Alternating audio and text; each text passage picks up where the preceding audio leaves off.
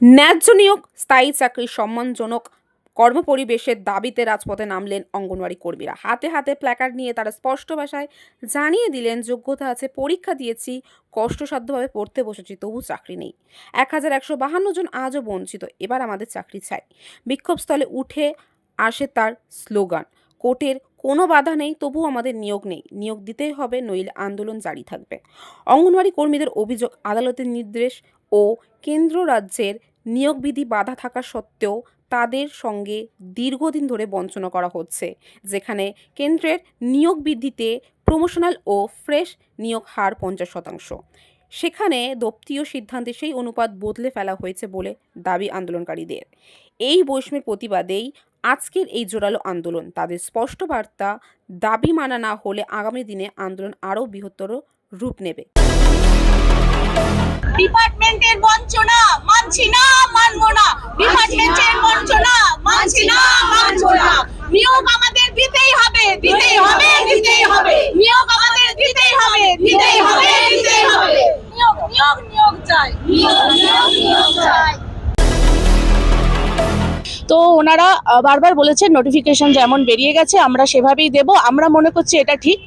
তোমরা যদি মনে করো যে তোমরা ঠিক, তোমরা কোর্ট থেকে জিতে আসো।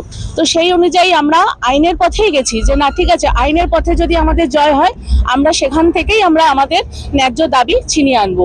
কিন্তু দেখা যাচ্ছে যে যেই পথে আমরা গেছি সেখানেও ডিপার্টমেন্ট কিছু মানছে না, কেননা ডিভিশন বেঞ্চে অলরেডি মাননীয় হাইকোর্ট থেকে অর্ডার দিয়ে দিয়েছেন অনারেবল জাস্টিস তাপব্রত চক্রবর্তী। উনি বলেছেন যে আমাদের থেকেই এই থেকে নিতে হবে 1713 যে ভ্যাকেন্সি সেটা আমাদের থেকেই ফিল করতে হবে। কিন্তু এই রায় ডিপার্টমেন্ট মানল না, সুপ্রিম কোর্ট গেল। সুপ্রিম কোর্টের বিষয়টি এখনো বিচারাধীন।